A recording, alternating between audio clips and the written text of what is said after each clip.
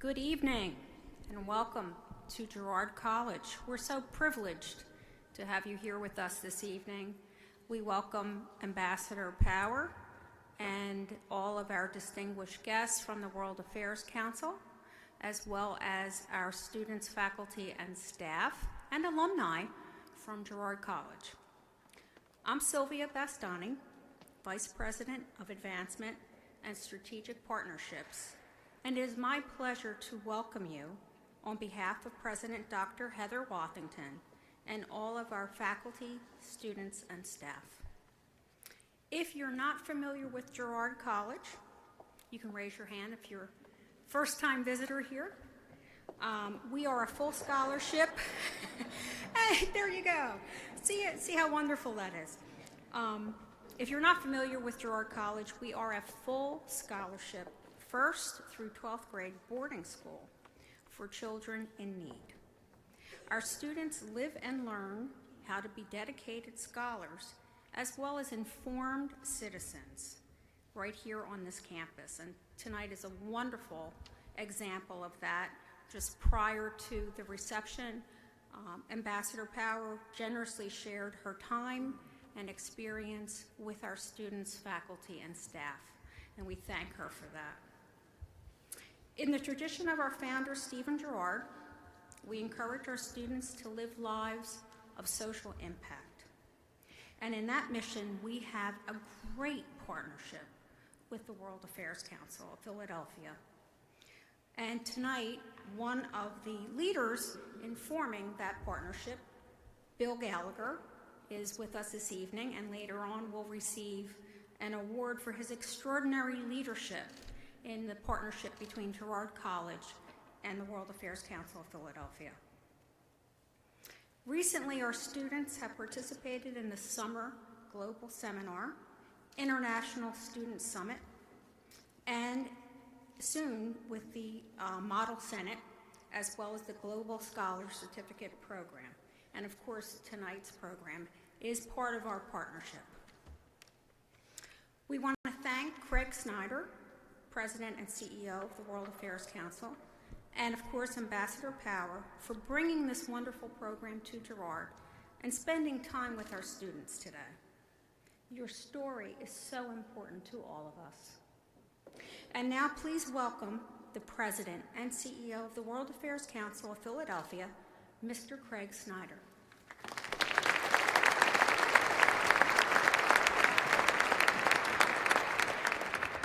Good evening. Let me add my welcome on behalf of the World Affairs Council. We're delighted to be partnering this evening with Girard College, and I want to thank Sylvia for those kind remarks. With that, we're going to get right to the substance of tonight's event. As you all know, our distinguished guest, Ambassador Samantha Power, represented the United States as President Obama's ambassador to the United Nations, capping, at least so far capping, an extraordinary career as a journalist, a public intellectual, an activist, and a public servant on issues critical to defining America's role in the world. Her acclaimed recent book, The Education of an Idealist, a memoir, will frame the structure for our conversation this evening, and you will be receiving your copies as you exit tonight. Ambassador Power is going to open tonight by setting the stage and then giving us a reading that she's selected from the book. Then she and I are going to have a wide-ranging conversation about a number of issues, and of course we'll follow that by turning to questions from all of you. So please join me in welcoming Ambassador Samantha Power.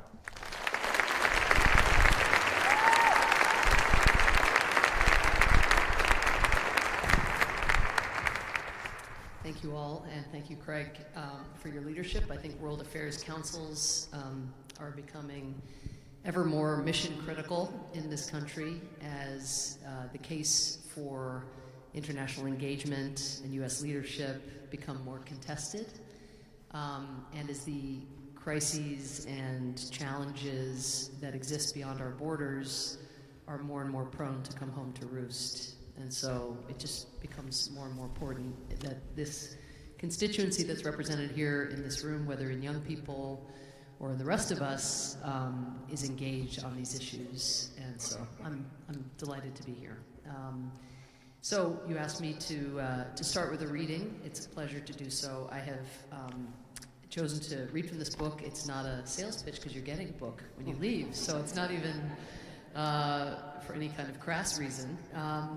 But I wanted to give a flavor for how I've written a book that I think is an unusual political memoir in its confessions of weakness and vulnerability, which you can come across on many of the pages, but in its effort, above all, to be accessible and relatable for people who aren't already interested in foreign policy and in international affairs. Because if there are many lessons out of the 2016 election, but one that I took very much to heart is that those of us who believe in U.S. leadership and who believe that what happens, quote, over there affects us here, have to stop talking just to one another.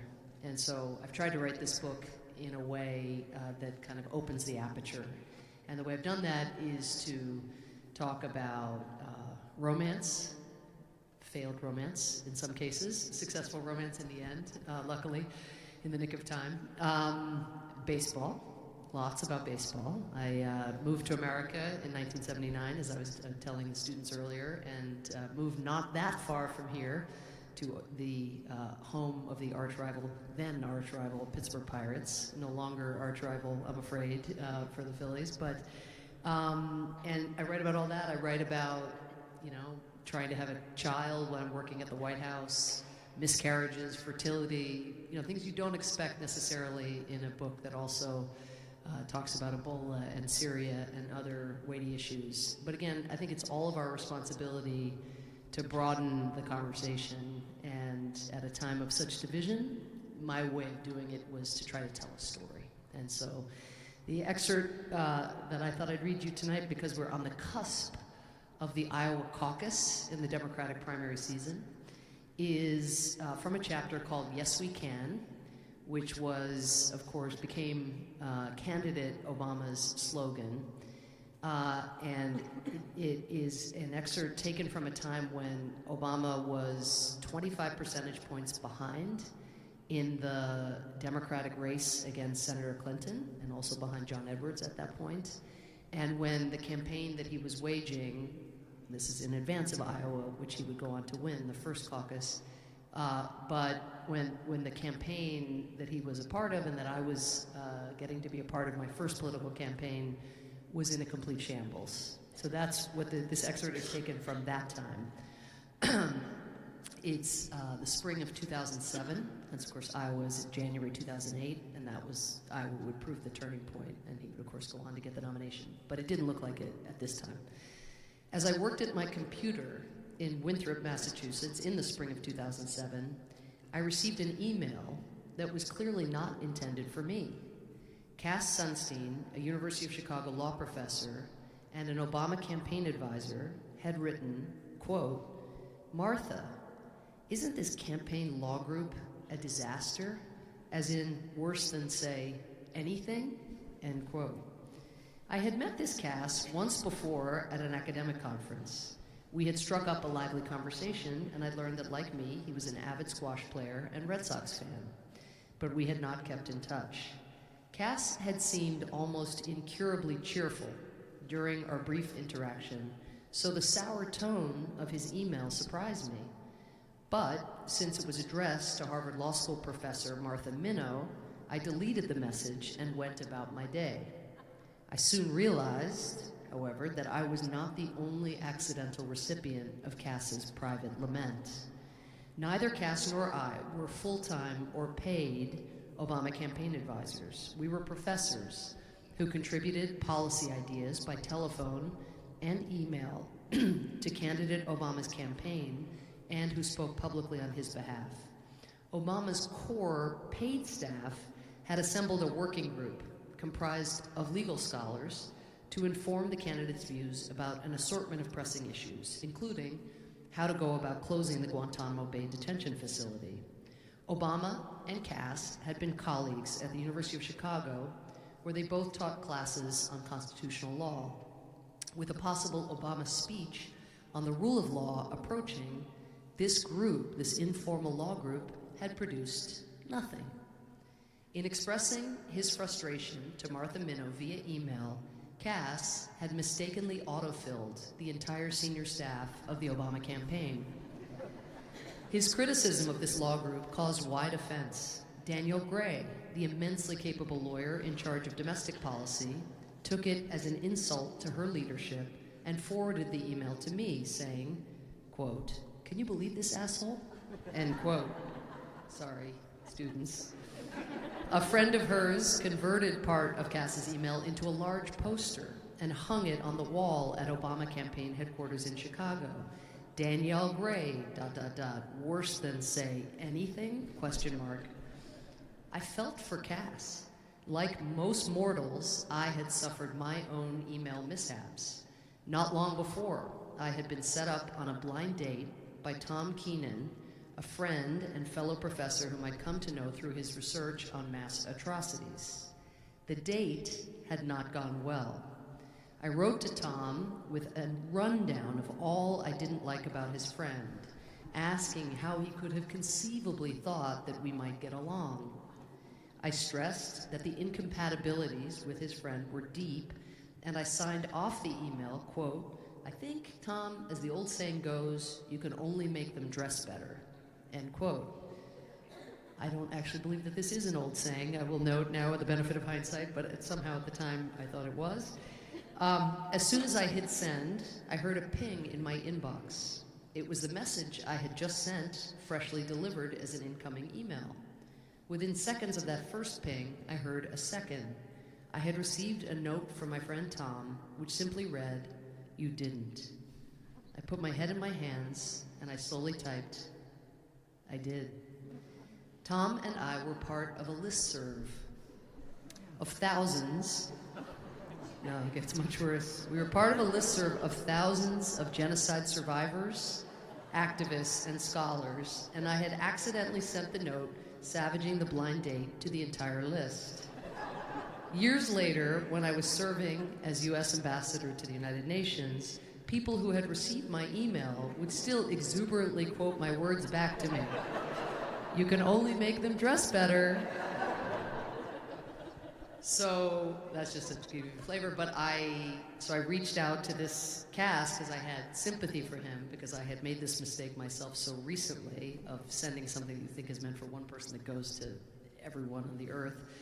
And in reaching out to him, I just wanted to say it would pass, and this too shall pass, and all the rest. Anyway, because of his email screw up and mine, we are now married with 2 children.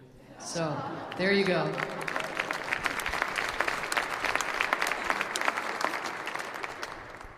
It's hard to follow that, really is. So I want to stay with Iowa and the fact that we're in the middle of a presidential campaign. If one follows the policy statements of the Democratic candidates for president, it seems to me that there's a degree of consistency on foreign policy that's greater than there is on domestic policy. But it seems to me that consistency,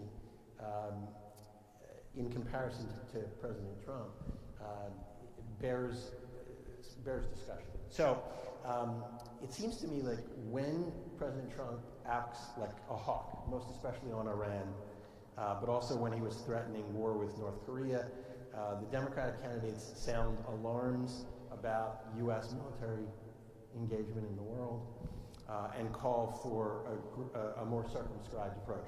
On the other hand, when President Trump acts dovishly, as for example the call for withdrawing from Syria, the summit diplomacy with Kim Jong-un, then Democrats often, and of course most importantly, President Trump's, the issue of military aid to Ukraine, the Democrats sound often more like John McCain or Ronald Reagan. So in watching this, I guess my question for you as somebody who knows these folks, what can this audience expect to be the paradigm of a Democratic president if one is elected in November in terms of U.S. role in the world? Well, there are a bunch of different premises in what you say that I would reject. So before I can get to the question, I have to go back to rejecting the premises. So, I don't think that when Trump is dovish, that they are hawkish, or when Trump is militaristic, they are pacifistic, or, I don't think that's it at all. I think when Trump pursues engagement with Kim Jong-un, by the way, completely breaking with the taboos that the Republican Party and the strictures that the Republican Party had tried to impose on prior presidents, including President Obama, in engaging unsavory regimes, I think the Democrats, by and large, are just saying something that we would say to young people, which is, it's a good idea before you show up for an important meeting to do your homework. That's what we would say to Girard College students. I think we can say it to the president reasonably. So I don't think it's about, oh, he's trying diplomacy and that's a bad thing or anything like that. And similarly on Iran, I think, again, there was, I think what you say that's very right is that there is more consensus on foreign policy than on domestic policy, but that's in part because nobody's pressing these candidates to offer any texture really on foreign policy, which speaks to the point that I think the World Affairs Council tries to address and that I tried to address in my opening remarks, which is just the de-emphasis on this set of issues, which I think is a real shame in the Democratic primary season, not least because, as we've learned, even these issues are going to end up surfacing and taking, if not center stage, a really prominent role in the general election. And as we make our choices, all of us who are Democrats who are voting in Democratic primaries or caucuses, it's a really good idea to actually have stress tested the candidates, I think, with much greater scrutiny, so that we can see what those differences are, or even just how they respond, again, to the kind of pressure that we know they'll be subjected to if they're on stage with Donald Trump in a debate.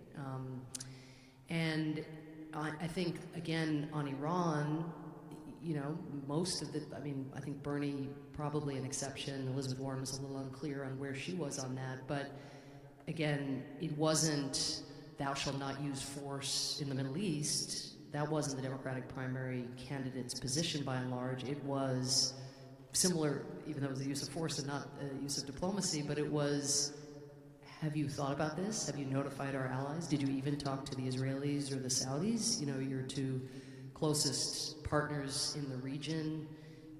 What about Congress? Don't we need to have a domestic debate about this? And then it has now lingered as concern that there was a faulty predicate, that in fact there wasn't the kind of imminent attack that was claimed. And indeed, we've heard sort of 10 different explanations for the killing. And so far, we've been very fortunate that something much more escalatory has not occurred between the United States and Iran.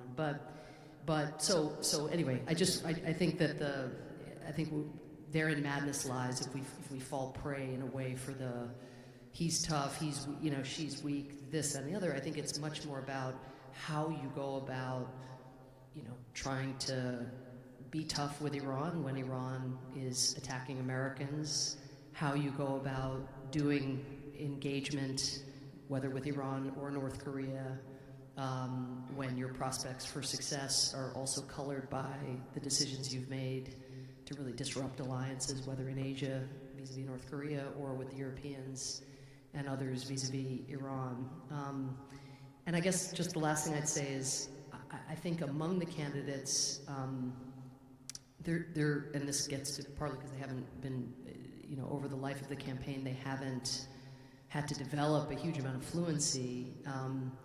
But what I think by and large here that is the core of your question, I think, is a far greater emphasis on diplomacy than we've heard from Trump. A lot of talk, worthy talk, but not yet fleshed out talk about how we rebuild our diplomatic corps, how we get young people like the people here, to want to be drawn into public service so they can be part of a restoration. How we, we're now in a situation where U.S. troops are active in some kind of counterterrorism mission, not necessarily military mission, but some kind of counterterrorism activity in 40% of the countries in the world, right? I mean, and when we've had almost no domestic democratic debate on our force posture and our presence or our counterterrorism operations, really, I mean, in how long? Like almost 2 decades. And so I think there's a lot of emphasis on, kind of level setting, rebalancing, right-sizing. And right-sizing means, again, moving away from the over-militarization and then trying to strengthen the other tools in the toolbox, development and diplomacy. But how that would get instantiated, I think is not that clear. But it's easy to forget now. There was a worry when the Democratic primary season started that actually what you were going to see is an isolationist platform, particularly from Bernie and from Elizabeth Warren, and certainly I think the people who know Bernie's platform the last time around better than I was, because I was in office at the time and not as immersed in it perhaps as some people were, but he was much more sort of isolationist, nationalistic. Isolationist is the wrong word, but more kind of fix our problems here. We can't afford to be going forth. And whereas now he's more like, as we go forth internationally, again, we need to rebalance our toolkit and be more diplomatic. And I think he's seen that Bernie has seen that there were vulnerabilities in the perception that he was too close or too sympathetic to,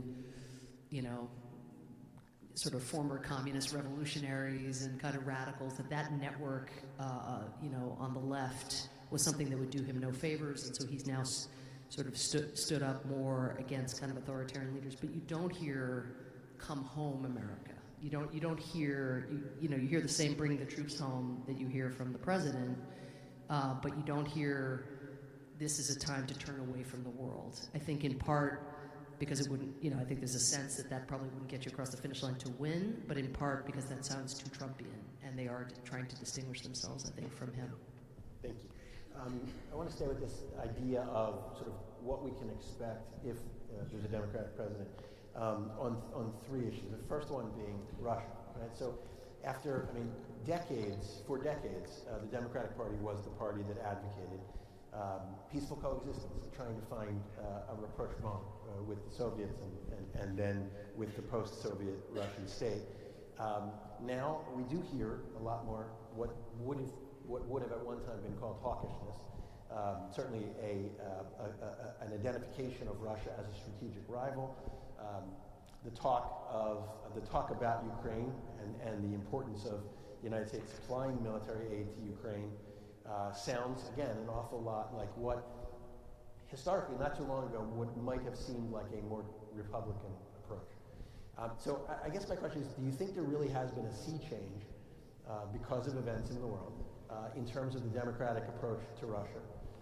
Or is that just, again, sort of counterpoint to Trump? I think it's complicated. I think that, there's a reason that the Trump administration has sanctioned Russia, whether over Magnitsky sanctions over human rights abuses, or over the invasion and attempted annexation of Crimea, or over Russia's ongoing military operations in eastern Ukraine. And that reason is the Republican senators who won't allow Trump to lift sanctions in the way that he would wish to. And so it's true that that Republican constituency is, as you say, joined, and that is, I don't know that it's rooted, I think it's rooted in Russian actions that have produced intolerable results. The takeover of part of a neighbor is antithetical to Democratic Party and Republican Party conceptions of a rule-based order where you don't get to take part of somebody else's country. For Democrats, of course, there's also a profound strategic but also very emotional reason for standing up to Russia, which is that Russia interfered in a potentially pivotal way in the 2016 election. Again, one doesn't have to have an argument about how pivotal it was, but it's worth noting that the election was settled by 78,000 votes spread across 3 states. That is, if 39,000 votes had gone differently, spread across 3 states, so roughly 15,000 votes, 10 to 15,000 votes in any one of those 3 states, and the multi-million-dollar effort and the millions of posts and so forth that were seen by swing voters, possibly that made a difference. But irrespective, I don't think one needs to even be looking back than to think that there's a major peril to our democracy and to the enfranchisement of our people, and the fact that our votes are counted and that we have due consideration to know where what we're seeing is coming from and so forth. I think that's something Democrats are carrying in a much more spirited way, as you say, than Republicans. Although again, election security bills have made their way to Trump's desk, but he just refuses to sign them. And so, senators like Richard Burr, I'm sure, are equally alarmed, if not equally, very alarmed by the strategic threat posed by the potential for Russian and Chinese, which I'm sure will come to, interference in our election, but aren't prepared to stand up and be vocal in the way that Democrats are because of the overall deference by the Republican Party to this Republican president. So I think what we would expect, there are many sad dimensions to the U.S.'s current Russia policy, but we have sort of the worst of both worlds from where I sit, which is we neither have any kind of strategic approach to actually, kind of managing the threat posed by Putin, including in the election space, with an election coming up in less than 11 months, I guess. So that's terrible. So we're not on guard or vigilant in the way that we need to be in light of that dimension of the threat, as one example. But we also have no strategic dialogue about how to cooperate on issues of shared concern. And so I think there is a space for Democrats to land, and maybe it's perversely easier, for Trump or senior Trump administration officials to make the investment that, let's say, a John Kerry did in his relationship with the Russian foreign minister, as I write about my friendship and my relationship with the Russian ambassador, who I wanted to strangle most of the time I worked with him, but nonetheless knew I needed to work with in order to get peacekeepers deployed, sanctions enforced, Ebola response to be orchestrated. There's a space for Democrats to walk into to say, here's how we're vigilant and dealing with the threat as we understand it. And by the way, we can't live in it. We can't go back to an old Cold War. And we have to walk and chew gum at the same time. We have to find some small areas of cooperation to start and see if we can broaden those circles of cooperation. But what Democrats would also be doing at the same time, I hope, is speaking out about human rights abuses and other things on which certainly the Trump administration, but also even Republicans in the Senate have been more muted on, notwithstanding the sanctions. The Republicans have gone along with the sanctions, even in some cases pushed the sanctions, but then they don't really talk about them because they're afraid of, getting on the wrong side of the White House. Let's talk about trade, international trade. Do you think President Obama was the last president we're going to have of either party who would support something like TPP? I think life is long, and we have a history, with narrow margins, settling huge events of kind of overcorrecting or lunging in one direction and lunging back, even when the margin is so slim. So what would have happened if Hillary Clinton had become president? If those 78,000 votes had gone the other, 39,000 votes had flipped the other way. She was not for the TPP. She thought it was insufficiently protective of environmental, labor, or human rights standards. I can't remember exactly her reasons for distancing herself, but she had some. But I think what was broadly expected, and this isn't from a source to her, but was that in the transition period, sort of akin to what Trump has just done on NAFTA, you would see a set of changes made because there was a belief in diplomacy and investment in diplomacy by the Obama administration, and would have been carried through and hopefully even bolstered by a Hillary Clinton administration. You would have then tried to mobilize the other partners to the TPP to go along with that. And the belief that I had was that you would have seen Republican and Democratic senators alike, it would have taken a bipartisan coalition because there would have been Democratic senators who opposed TPP, and there would have been Republican senators who opposed anything a Democrat was for. But basically, I think you would have either come very, very close to having a majority to get it through, or I think in all likelihood it would have gotten over the threshold. So that 78,000 votes has taken us now to this other place, right, where a question like yours is a perfectly reasonable question to ask, is like, is free trade, are we done with it? And where, most of the candidates, maybe even all of the candidates, have some protectionist elements to their platforms. But I'd be leery, of reaching sweeping conclusions. I think that one of the reasons that the next Democratic president should get back to at least negotiations about what a TPP that does more for American workers would look like is what China is doing, which is creating a free, it's not free yet, but aspiring to create a regional economic zone from which we will be excluded, that will account for more than half of the population of the world. And so, I think there's reason to think that TPP didn't go far enough, and reason to think that some of the critiques, including Hillary Clinton's critique and even some of Donald Trump's critique, was valid, and still believe that we have an interest in alliances and in comparative advantages. And let's be real, it wasn't the TPP that is causing our challenges domestically when it comes to the future of work and automation and people getting left behind.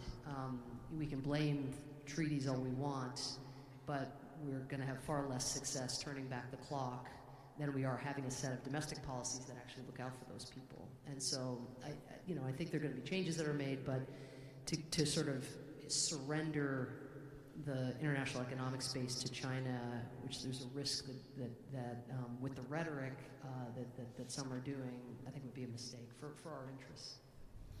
So I want to turn a little bit away from politics and towards policy that you've been so associated with in terms of human rights and the role of the United States in the protection of human rights around the world.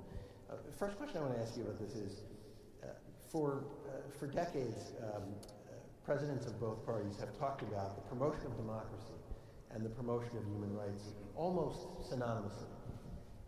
But as we look around the world now, we see democratic institutions producing what some see as threats to human rights. India, democratic country, democratic election, but real danger signs in terms of the treatment of Muslims in the country.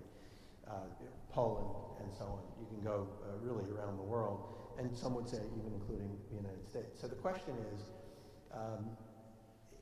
is the goal, should the goal of the United States in terms of the promotion of human rights be focused on the instrumentalities of elections and the traditional trappings of democracy, or do we need to look, in some cases, elsewhere to find the protection of individual human rights?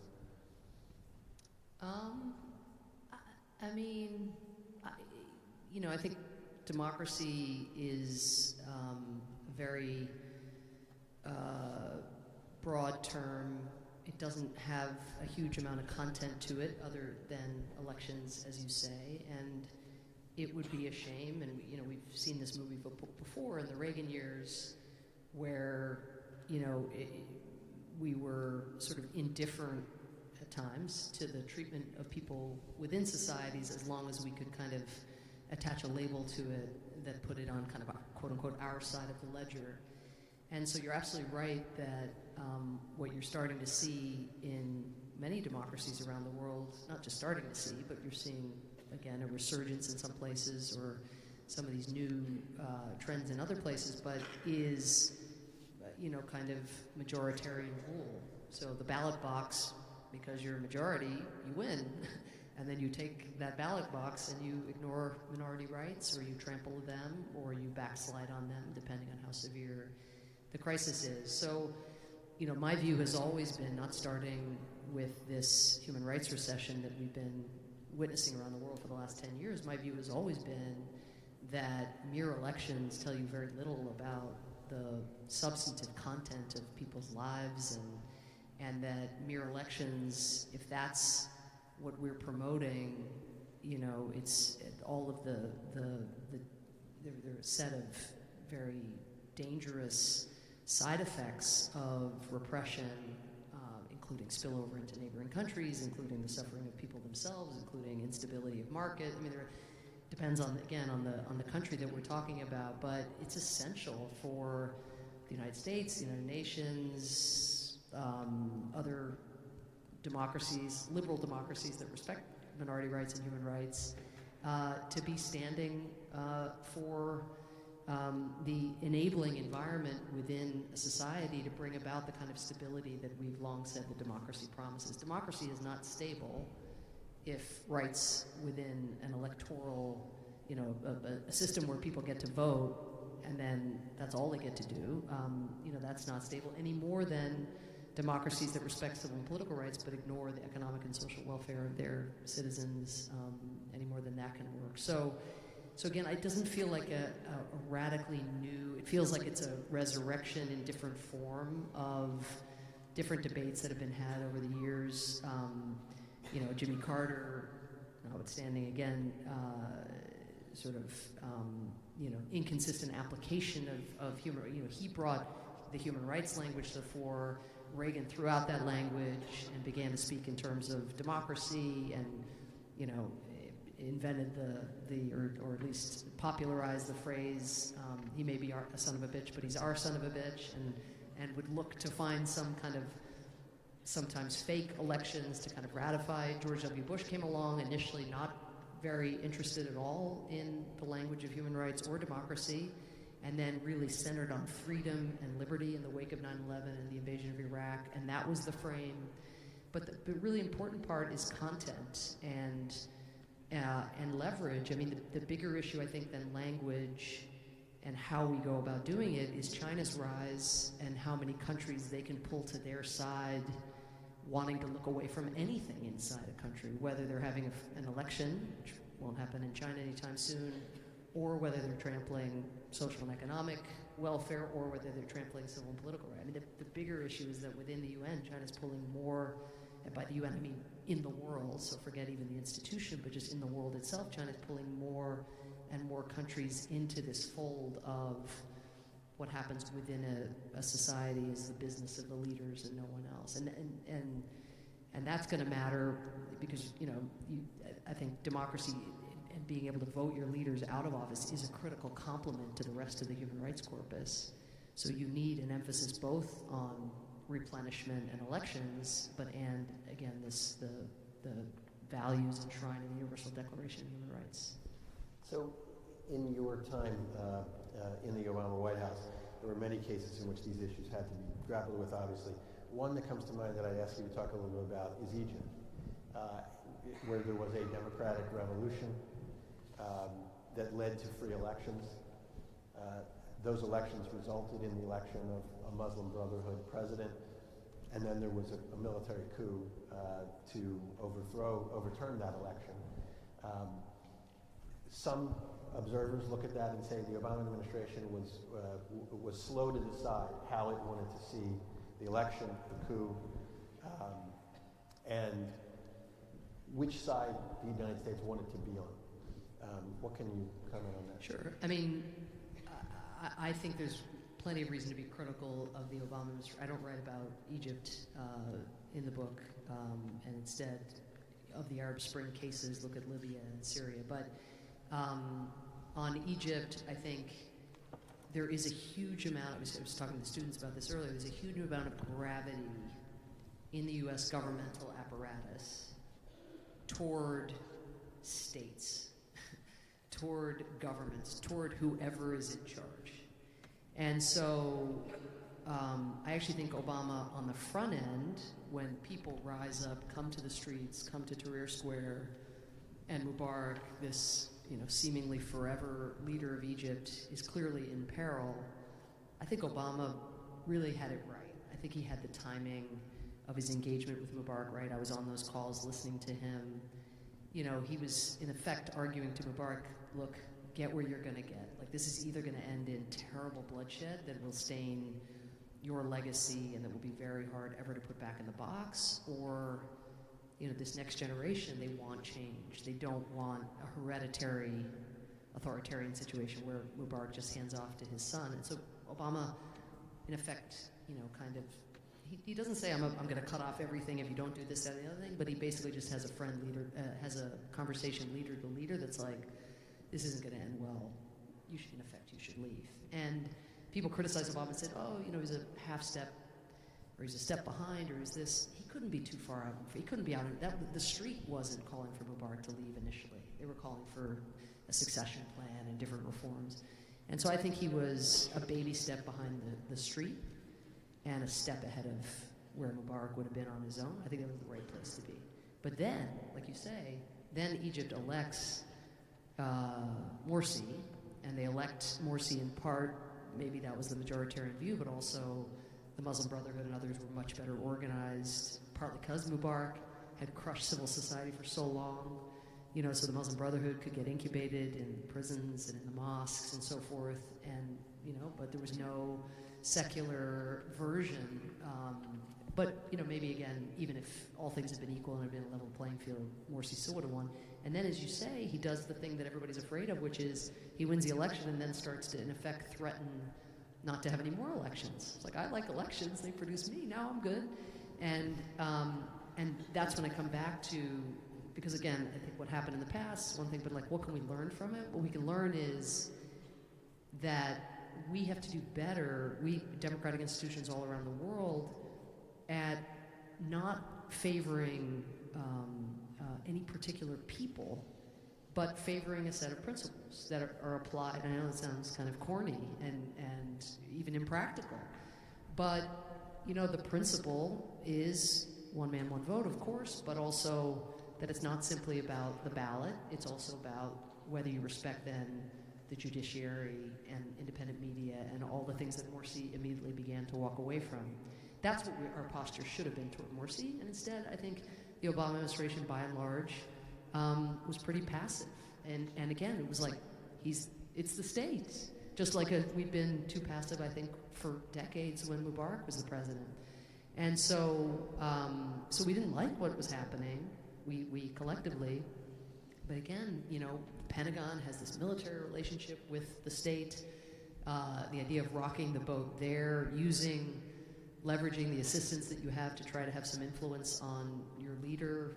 We didn't do any of those things. And so we reverted just days after the transition to the same level of deference to the Egyptian leadership as we had with Mubarak. Totally different leader, completely different human rights being violated, but nonetheless, we didn't even learn the lesson that we could have learned, from just a month before or several months before. And then with the coup, I think once it happened, there was a kind of sense of relief. Okay, now we're out of that problem of because we want to defer to the state, and then again, all the gravity in the government just toward not having these awkward conversations about free media and about women's rights and about human rights. And I'm not even criticizing Obama personally. I think Obama tried to split the difference, cutting off some military assistance and so forth. But the day-to-day work that is done by the U.S. government is done by our ambassadors, our assistant secretaries, and they're just even in the height of the Arab Spring is just a tendency to want to kind of not rock the boat and have what is put in terms of stability, but what ends up having over time inherently destabilizing effects, I think, overall. I'm looking at these poor students. They really don't care about what happened in Egypt. They're nodding. So we should mix it up a little bit. So I want to go to perhaps the place that's received the most attention in terms of the book is your discussion about Syria and what lessons we can learn from our experience in Syria. I try to write about it in a very personal way, and I think it's very hard to be doctrinaire about it, to describe, as I did earlier with the students, a little bit about just what it's like to be trying to come up with ideas for what you can do, and then to just watch as either those ideas get rejected or as Russia because of the issues you're having with them over Ukraine, but also because of their interest in Syria, ends up vetoing even the most innocuous efforts to forge some kind of international unity, and just to open up all of that world, but also bring people into the Situation Room to recognize that no matter what you hear from the pundits, whether on Fox or on MSNBC, it was immensely complicated. I mean, Obama, would be in meetings and the intelligence briefers would lay out the maps, and you'd be looking and there'd be hundreds of opposition armed groups marked with like different icons. And someone like me might be advocating for a no-fly zone to protect civilians north of some territory, and then he would say to the Syria briefer, "Well, who is that military group right there?" And the briefer would be like, "Oh, that they're a splinter group. They broke away 2 weeks ago. We're gonna have to get back to you, sir." And Obama's like, "Wait, I'm gonna create a no-fly zone when I'm not exactly sure who's funding, arming, where these groups come from." So, I think the lessons probably have to do, I don't think there was nearly enough high-level diplomacy done in the early part of the crisis. So to state an obvious lesson in foreign policy and diplomacy, the longer you wait, the worse it gets, inevitably, if it's a war. And it gets harder and harder to dial things back. I think early on, more personal engagement of Putin, that would become impossible into 2015, 2016. But Putin really wants to be, the part of a P2, or at least a P3 with China. The two countries still has a kind of KGB Cold War mentality, and really looked past, I think, by the United States for a long time, but by the Obama administration as well. So I'm not sure that would have made the difference. I don't think just Putin's dignity alone would have overridden his desire to kind of back Assad almost no matter what brutality he engaged in. But there were early times when you could tell Putin was tempted to throw Assad under the bus. And I don't think we were, this is where the standoffishness, not standoffishness, but where the kind of personal relationships that George W. Bush had with some foreign leaders, even some unsavory ones that Bill Clinton famously had. I think Trump might have with a couple, but not many. Obama had with a few, but the kind of the glad handling that wasn't Obama's favorite thing. Maybe just having more open lines with world leaders on behalf of diplomacy earlier, I think might have made a difference. I also think we should have taken. This is controversial because of the politics, of course, but we should have much earlier taken more Syrian refugees. In the end, it wasn't entirely with us because the UN itself didn't even start a refugee resettlement program until 4 years into the war, because so many Syrians just wanted to stay in the region because they just desperately wanted to get back to their homes. So it wasn't entirely our fault, but I think we could have been more aggressive, and I'm not sure if there was any way we could have done it in a more bipartisan way. I don't think so, because already Trump and others were pretending that every Syrian was a potential terrorist and so forth. And so it was a really toxic, polarizing political issue, but it was going to be toxic and polarizing, and so it'd be better if we took, more families out of harm's way. We were going to eat the bad politics of the issue no matter what, and we sort of, I wonder if early on there was an effort to kind of, straddle the issue in a way that neither helped as many people as we might have, nor helped us politically. So, as you pointed out, the book is a combination of policy and personal, and I want to go to a couple of the more personal aspects. You were, in many cases, one of very few, if not the only woman in the room in some of these national security circles. President Obama said recently something to the effect of the world would be a lot better if it was run by women. Do you agree with President Obama on that? And to go to the history of your involvement, what perspective do you think, as a woman, you brought into those conversations that otherwise would have been absent? Right now, the way I feel about the world and sort of where it's going, I do, I feel like it could hardly be worse. So I'm definitely for mixing it up. And I think,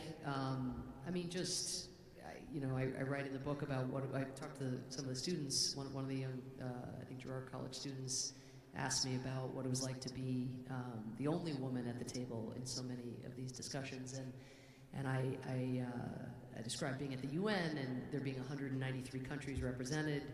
37 of those countries were represented by women, 37 out of 193. When Madeleine Albright was UN ambassador 20 years before, there were 183 countries in the world, and 7 were represented by women. When Jean Kirkpatrick was UN ambassador back in 1980, there were 170 countries in the world, more countries every year, and only 3 were represented by women. So steadily, it's increasing, 3 to 37, over, 33 years. But 37 out of 193 is pathetic. And I'd be at the horseshoe table in the Security Council, and the thing that broke my heart was for about 2 years, I was the only woman ambassador on the Security Council. Nikki Haley was too after me for like 9 months.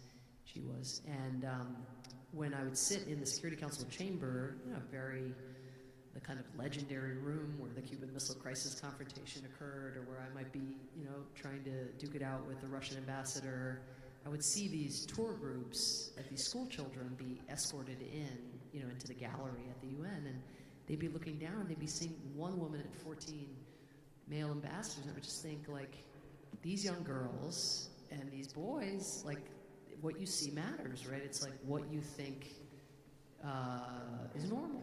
And this is not normal. And they are, they're coming in and they see this and they think this is somehow normal in whatever year it was, 2015, 2016. So, but there was a time, one time when I was serving on the Security Council in my 3.5 years, where there were the highest number of women who ever served on the Security Council. So there were 6 of us at one time.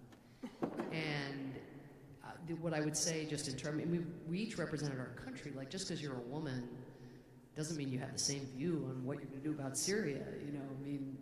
We're independent-minded people who also work for countries, who conceive their national interests in really different ways. So I think you have to be really careful about essentializing. But what we did do, and what was palpable, was the countries on the Security Council as a whole, and I don't know what the tipping point number was, but we actually started listening to each other better. And, there'd be a way in which you'd start to hear more and more, as so-and-so said, and then I know that sounds kind of basic for if you're trying to do diplomacy, but believe it or not, it hadn't really been happening before. And so that just engaging the content of what other people were saying, listening. So, again, I would hesitate to generalize beyond some of these more, kind of interpersonal, because if you had been, Russia's never had a female ambassador to the UN, but if you're a female ambassador representing the Putin government, it's not like you're going to be some bleeding heart about Aleppo. You're going to be representing Putin, even if you're a female. But I think what we've seen in terms of women involved in conflict resolution around the world, and these studies, I'm sure, Craig, but when women are involved in peace negotiations, which doesn't happen near enough, but in the limited data that we have, because there isn't enough data, because there aren't enough women involved in peace negotiations, but nonetheless, in the studies that have been done, the likelihood of a peace agreement lasting is so much greater when women are involved in the negotiations, because they're much more alert. And, they're the ones who are still trying to hold it together back on the front, rarely, although sometimes involved in the fighting, but rarely involved in the fighting, but seeing the human effects of war, much greater incentive to compromise, very alert to the resource issues at the heart of much conflict, and are able to bring those issues to the table. And so, again, recall in international settings, individuals represent their governments. What those individuals then do internally, we don't have visibility into, as to whether they're like a female ambassador from a repressive country has the guts within their own system to argue with their head of state to have different policies. I hope that's happening, because they're a mother and maybe they want to help child soldiers, or they want to. But what was definitely the case at the UN was that the solidarity among women, and again, that tendency to listen and to want to hear, that seemed to be one powerful difference. Thank you. Thanks very much. We're going to open for questions from the audience. There are some microphones at the front of these aisles if people would come forward. Oh, or even better yet, staff's going to pass them. Okay, this gentleman over here.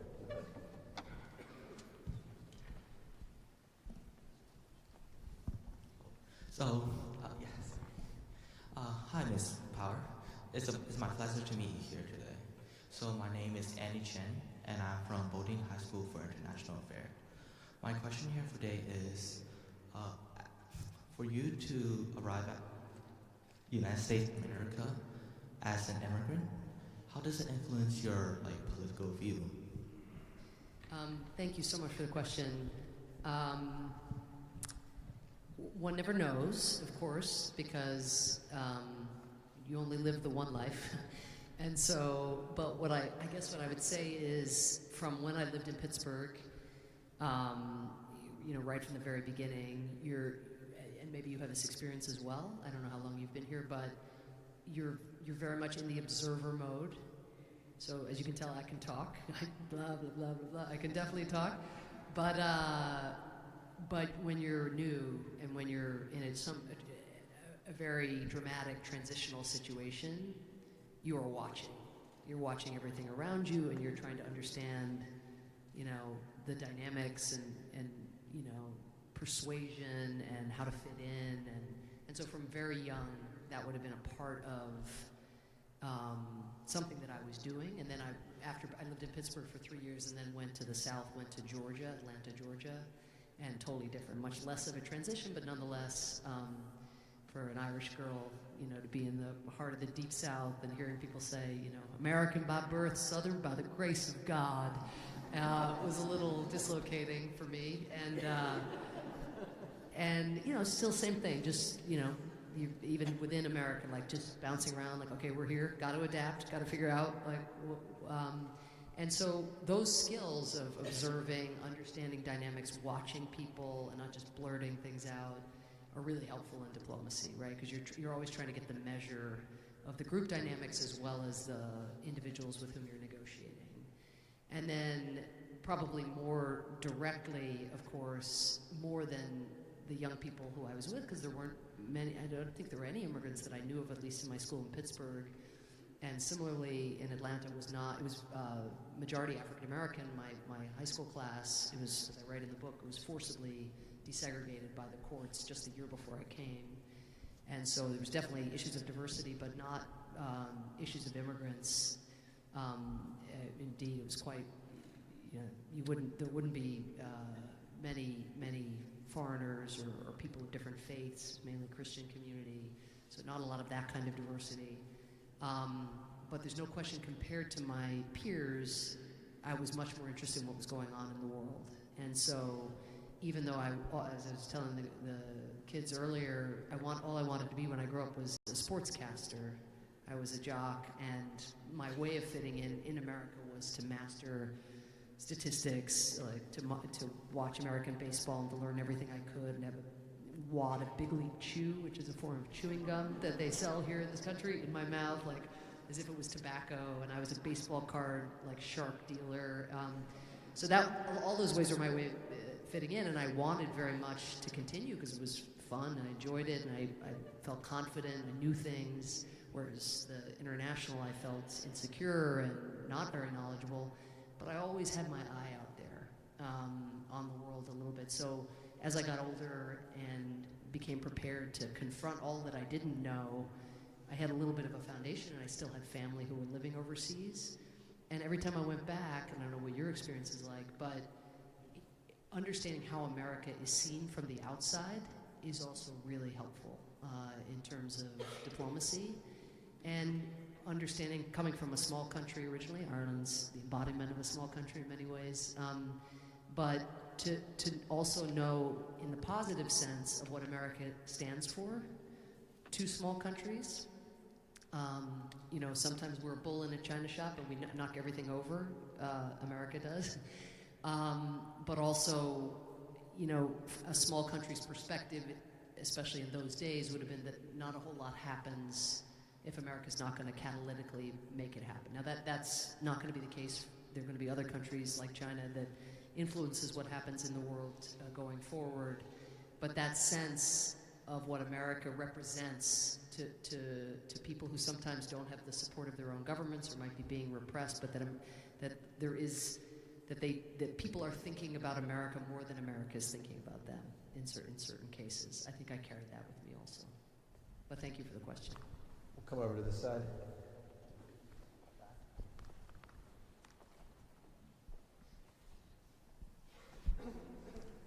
Hi, Ambassador Powers. First, it's an honor to meet you today. My name is Lily Kozak, and I'm a student at Temple University, and I'm here with the Global Studies Society. And I wanted to ask, from the perspective of someone who is there making the rules, working with the United Nations, do you have any advice for students who are entering the field? Because we found that at times it's hard to be optimistic. You said yourself it could hardly get any worse at times, and I was wondering if you had any advice for the students. Thank you. Yeah, I met you earlier, right, with your friends, this amazing posse of young women, future diplomats, one and all.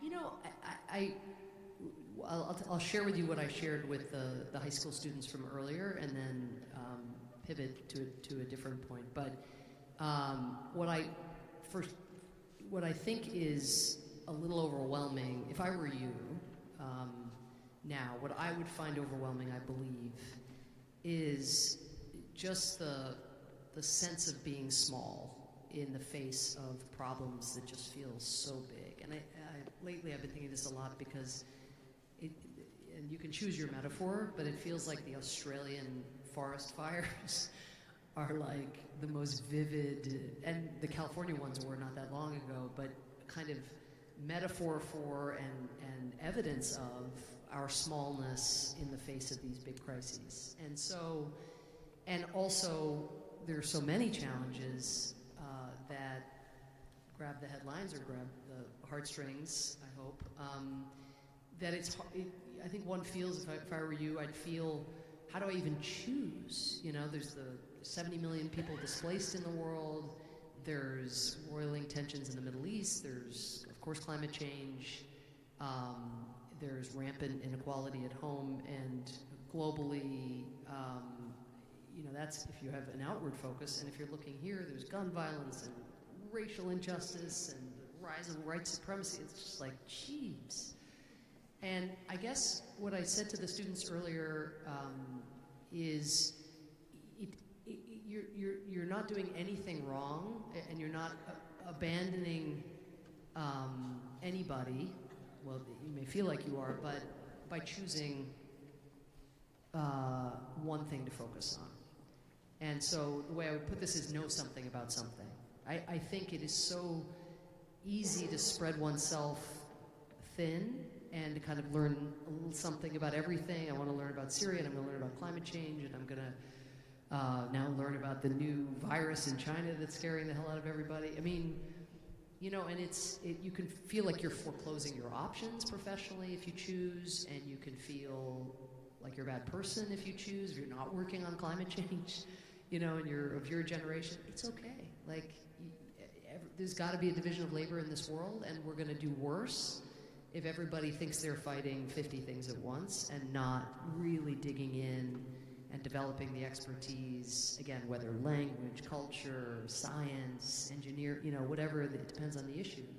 So that would be my first piece of advice, is know something about something. And then the second is something I come to in my education as an idealist, which is a concept I borrow from a book called Switch by the Heath brothers, Dan and Chip Heath, Stanford and Duke professors. And what I borrow from them is a concept which is kind of intuitive on one level, but it is what they call shrink the change. And so when you're feeling small, it's to, and let's say your issue is climate change, or like my issue since I left government is refugee care, resettlement, hiring, dignity. I used to be a member of the president's cabinet. I can do so little right now on the refugee issue because of Trump and the Muslim ban, you know, in I think the month of October, despite the fact that we are experiencing more conflict around the world than at any point in more than 30 years. and a college student is going to be narrower than one. And that's what I'm going to work on. And so I'm working with companies to get them to hire refugees, to make the case that refugees are entitled to the same, for example, if they're in refugee camps, financial services that their non-refugee community counterparts are entitled to.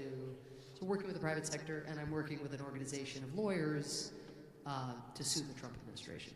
So those are like two tiny things. Am I changing the world? Nope. But in working with these organizations, have individual lives, in a way, again, not through me, but through the work of the amazing people who work for these organizations full time, been changed? Absolutely. And so that's the thesis I end up with in the book, is like, actually, as you get older, you're like, hey, maybe I can't change the world, but you can change many individual worlds. But you have to shrink. If you just are looking at the scale of the problem right now, you know, if you're me, you just watch SportsCenter, because it's just too much, right? But if you skinny it down into something that's where it's a stretch, you're pushing yourself, you're pushing your peers, and again, that's something. What your shrunken change is that you're pursuing is going to change as you develop more experience and more contacts. And but I think it's a liberating concept, because you put less pressure on yourself and not make the best the enemy of the good. Okay, we're going to honor our commitment to get you out on time. So we're going to have to end there. Obviously, could go on forever. Not the worst way to end. Not the worst way to end at all. Upbeat note. I'd like to ask everybody to stay seated, if you would, while the ambassador leaves. And we want to say thank you. Okay, thank you to everybody. Really appreciate it. Thank you.